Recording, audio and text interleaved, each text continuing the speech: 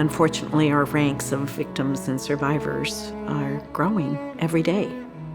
My daughter, Jessie, she was just in a theater watching a movie. Those Sandy Hook kids were just in their kindergarten and first grade classes. Sikh temple, they just went to church. Tucson, they just went to the store.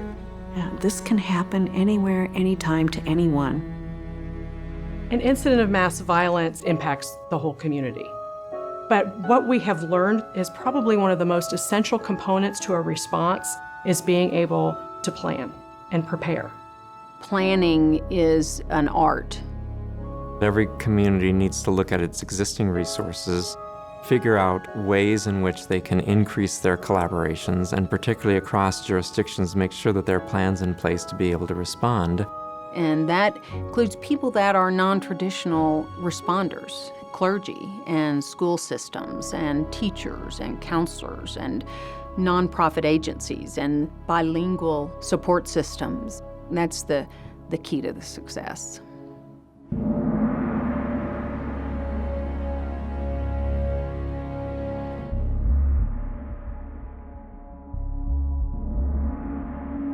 Tucson, Arizona had a wonderful emergency management plan that incorporated a victim assistance plan. So therefore, the response to that shooting was very, very effective.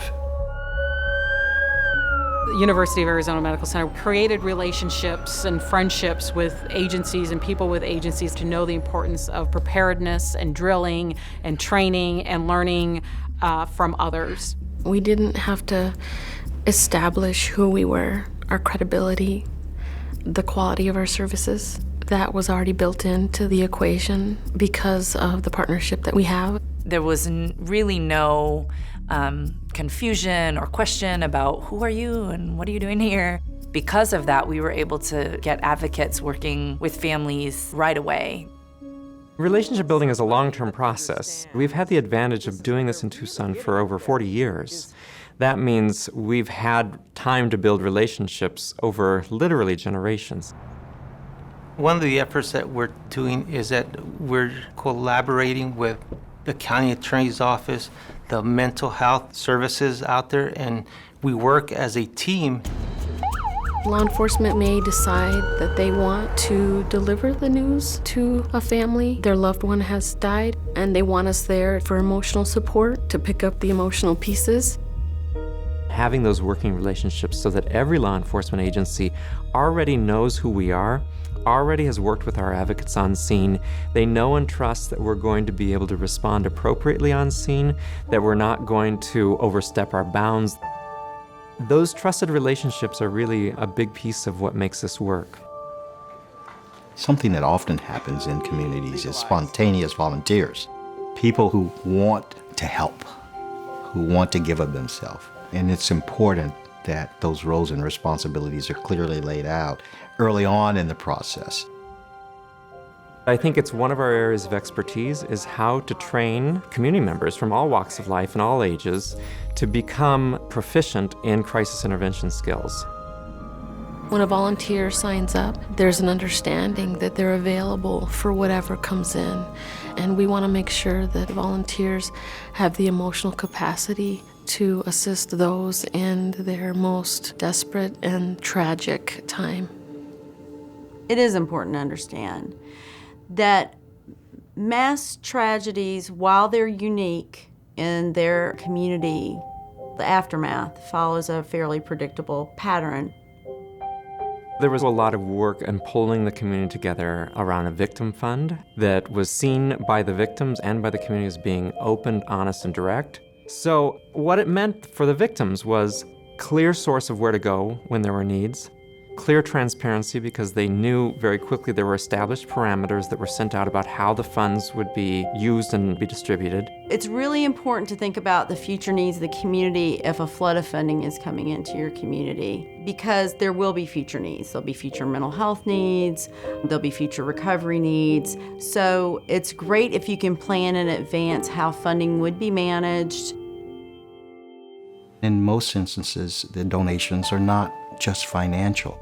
when you start to receive thousands and thousands of toys, teddy bears, bicycles? How do you manage that? This again requires having those non-traditional partnerships, ensuring that you are meeting the needs of the community at large.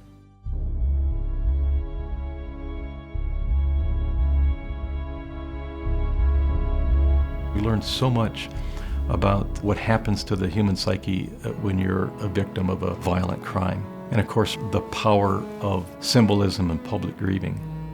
We plan the April 16th memorial service. We call it a day of remembrance.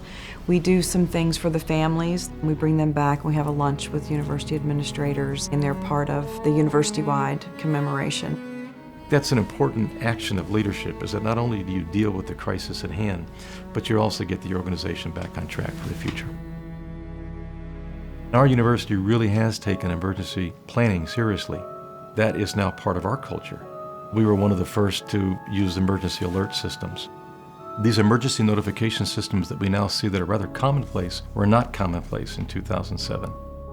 One of the important points for us is that every single student who was injured graduated from Virginia Tech. The president realized that we needed to have an office to help with some of these needs. An assistant director in the Office of Recovery and Support every month hosted a dinner in their home for all of the injured students and the staff. It continued on until the last student graduated. You will now find universities around the country, like my university, that has really bolstered its emergency planning organization, because you just never know when it's going to happen. Anything might happen. Victims advocates have no margin for error. We have to make sure that they are providing absolutely the best services possible to those victims, and that they're able to do it in ways that they are adapting to the individual needs of that victim, their background, their experiences, as well as the type of crime and the situation that they're facing.